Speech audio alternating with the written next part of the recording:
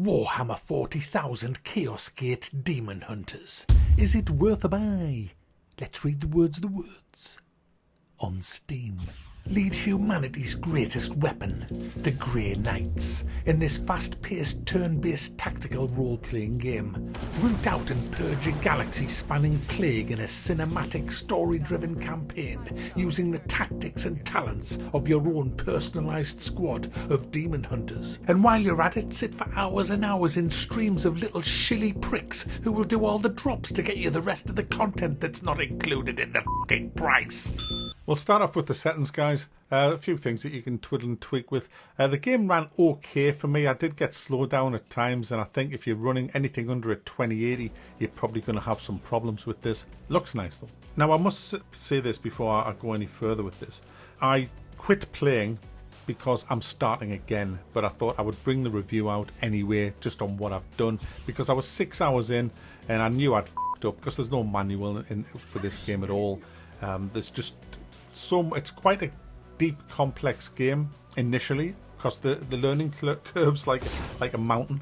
It's got a very steep learning curve, but once you get your head round it, it's dead easy to play. Really is, and everything's kind of okay. The UI is terrible. It's just not a very intuitive UI at all, and you don't get told everything, even though it does have a tutorial. It needs a manual, definitely. But you know, 6 hours in, I wasn't going to restart again. I just didn't have the time to do it. So I just kept on playing up to, I think I'm 11 hours in now. And I've had to quit because I've screwed up so badly with it's unfixable. You can't respec things. You can't undo decisions that you've made that were poor decisions. Especially when it's like a progressive map, like what you fly your spaceship around a map trying to contain the bloom, not the graphical set. That should be fucking purged for the Emperor, to be honest. But you go around the map and the bloom spreads and it just gets more and more intense as you're going around. Now that means that the maps get harder and harder. So if you've screwed up on your builds, you're not going to really do a lot of damage when you get out there to the enemy. So you can get kind of screwed over if you're not playing the game the way it's intended. And I certainly wasn't, because I didn't understand it because there was no manual. But anyway, the game plays like you would expect a turn-based game. You put your squad of 4 down onto the planet where the mission is. The mission could be... They are a bit repetitive, certainly where I'm up to in the game. But there's certainly a lot of different enemies that you'll face on the battlefields. And some of them have some really nice surprises. And it is quite hard. A lot of people complaining that normal is too brutal. Myself, I haven't found that. Certainly since I've known how to play properly, I certainly haven't found normal to be too brutal. I think you've just got to really take your time, plan out where you're going on the battlefield. Don't waste your action points. You can avoid a lot of the patrols if you use your brain, use the terrain well.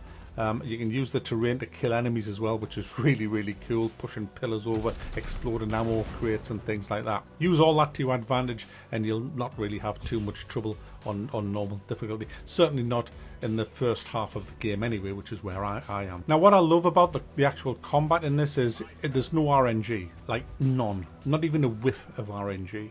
When you're in range of an enemy and you choose to get your storm bolt around, if it says you're going to hit, you're going to hit. If it says you're going to do 4 damage, you're going to do 4 damage. That's how it is. And it's the same in melee. If you dive in with your swords or your halibut, that's a fish. Well, I'll slap them with a fucking halibut. I don't know. It'll tell you how much damage you're going to do and it'll do that damage. Now you have abilities. You have a lot of abilities that you can spec into. That's when I screwed up my game completely. But yeah, you have all these abilities and some of them are fantastic, really good. You can blind the enemy, you can debuff them basically. A lot of abilities give debuffs.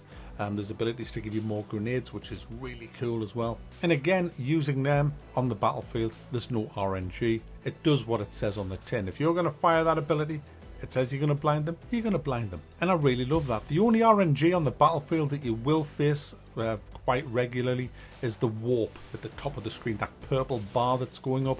It goes up after every turn, regardless of what happens on the battlefield. That will keep going up. And if you use your willpower, which is your abilities, it'll go up even faster.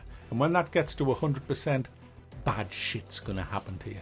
Really bad shit. That could be a debuff for all your team, or worse still, you could have a warp portal open and enemy soldiers come pouring through it. You can get to a point where you end up with shit tons of enemy on the battlefield. You get overwhelmed. I mean, some of the missions when you've done the final objective, it'll say hold out for 3 turns till we can teleport you out, and all these portals open around you, monsters diving out of them, and you can have some absolute bottom churning moments hanging on there because you don't want to lose anybody. You don't want to lose the resilience. If one of your squad gets taken out, they don't die. They'll recover after 3 turns, but they will lose a resilience point. If they lose all the resilience point, well, it's curtains for them.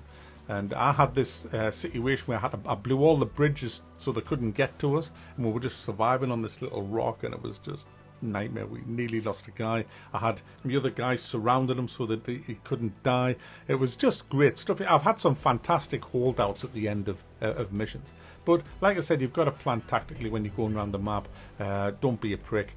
Look for good places where you can ambush the enemy, lure them into areas where you can use the terrain as well to your advantage, and you shouldn't have too many problems. Overall, the game is great fun. I really did enjoy it. The story's a bit meh. The UI on the ship especially is not great.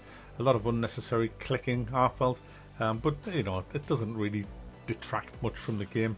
This is where you'll do all your upgrades. You can upgrade pretty much everything. You can get better armor, you can get better weapons. You can also get new troops. You requisition new troops once you've unlocked that ability to do so.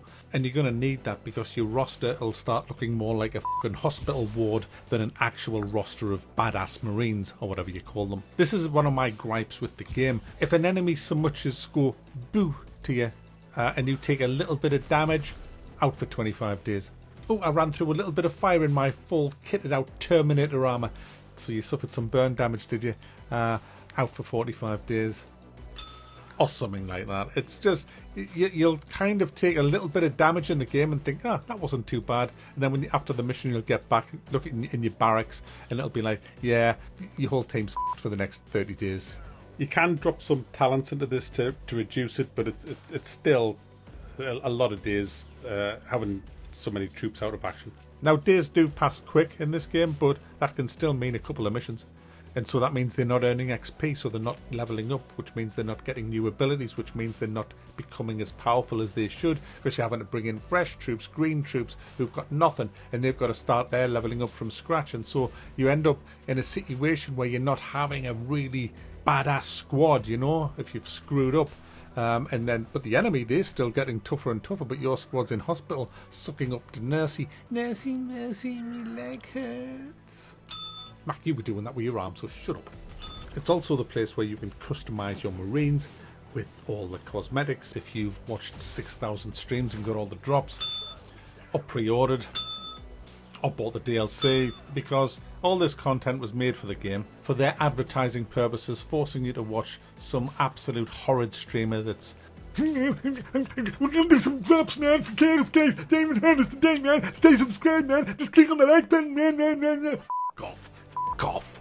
God, the gaming industry's, oh, what a slimy, sleazy place it is now. And all the little fanboys are loving it. Ooh, give us it.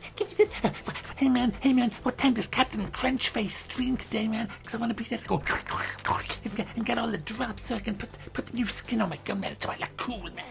Look, hey, we all like cosmetics. We all like a little bit of cosmetic. It makes the game your own, doesn't it? But to have to sit through, I think someone worked it out, 11 hours of streaming or something like that just to get all the bits or something, it's scandalous, guys. Absolutely, it's fucking awful. It really is. It's just a shame that that's the way this game's gone. It's left a very bitter taste in my mouth. I knew I wasn't going to get a key for the. I mean, I did get a key off the developers. Thank you for that. But I knew I wouldn't get it before the game dropped, even though I had my name down for a key weeks ago. And do you know what? I actually sat on Steam waiting for the game to drop. The second it dropped, I checked my emails and it came through at exactly 1 second after the game dropped. So it was obviously keyed up. It was automatically sent like that, you know. It was just, and I just laughed. I just thought, yeah, there you go. Of course. I mean, I should be kind of proud of that. I am, actually, to be honest. But it's just another nail in the sleaze of the gaming industry, in my opinion. But anyway, back to the actual review. It is a fun game and I have enjoyed it. I'd be lying if I said it's not a fun game.